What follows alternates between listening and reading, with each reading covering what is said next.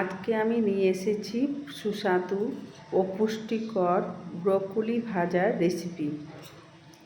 স্বাস্থ্যকর এই সবজিটি যদি ঠিক মতন রান্না করা যায় তাহলে খেতেও দারুণ মজার হয়। তো খুব কম উপকরণই ও খুব কম সময়ে তৈরি করা যাবে এই অসাধারণ রান্নাটি।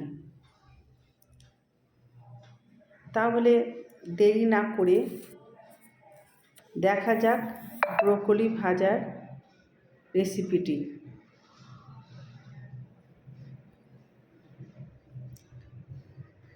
এই রেসিপির শুরুতে প্রথমে আমি দেখো ফ্রেশ একটা ব্রোকলি বাজার থেকে নিয়ে আসা হয়েছে, একদম পুরো গ্রিন হয়ে আছে। এইভাবে পিস পিস করে আগে আমি কেটে নিয়েছি। ফুলকপির মতনই দেখতে, একদম সেম। এটা গ্রিন কালারের, এটাকে ব্রোকলি বলে। এইভাবে ছিলে নিচ্ছি আমি প্রত্যেকটা,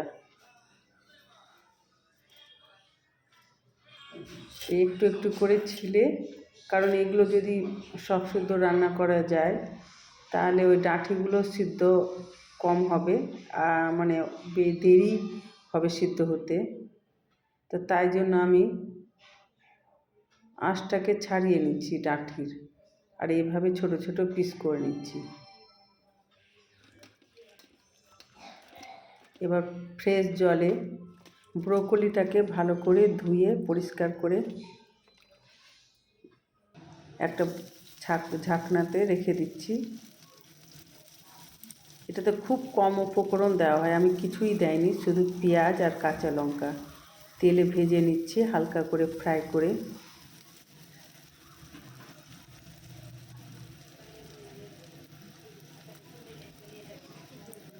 ভাজা হয়ে গেছে, এবার আমার ব্রোকলিটা তার মধ্যে দিয়ে দেব।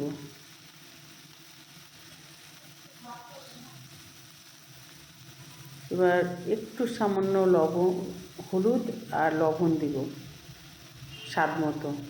হলুদটা কম দিলেও হবে, না দিলেও হয়। আর গোলমরিচ গুঁড়ো তোমরা আগেও দিতে পারো, পরেও নামানোর সময়ও দিতে পারো।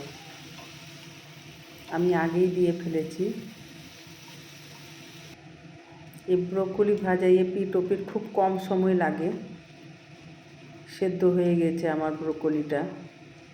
আর অত লাল করে দরকার নেই, কারণ পুষ্টিগুণ সব নষ্ট হয়ে যাবে বেশি ভাজলে।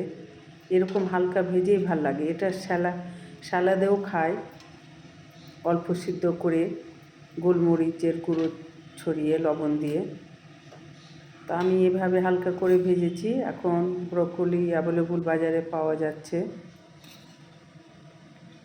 তো তাই এভাবে টাটকা সবজিটা আমি রান্না করে ফেললাম। হয়ে গেছে আমার ব্রোকলি ভাজা। এবার একটা প্লেটে আমি খুলে নেব। এটা ভাত দিয়ে, রুটির সাথে, পরোটার সাথে, যে কোনো জিনিসের সাথে খেতে ভাল লাগে। আর এর পুষ্টিগুণ অনেক। তোমরাও আমার এইভাবে তৈরি করো রেসিপিটা বাড়িতে। কেমন লেগেছে, ভালো লাগলে লাইক কমেন্ট করা অনুরোধ রইল। আর ফ্রেন্ডদের সাথে আমার রেসিপিটি শেয়ার করে দিবে। তোমাদের লাইক কমেন্ট আমাকে অনেক বেশি উৎসাহিত করবে। ভালো থেকো, সুস্থ থেকো, ধন্যবাদ।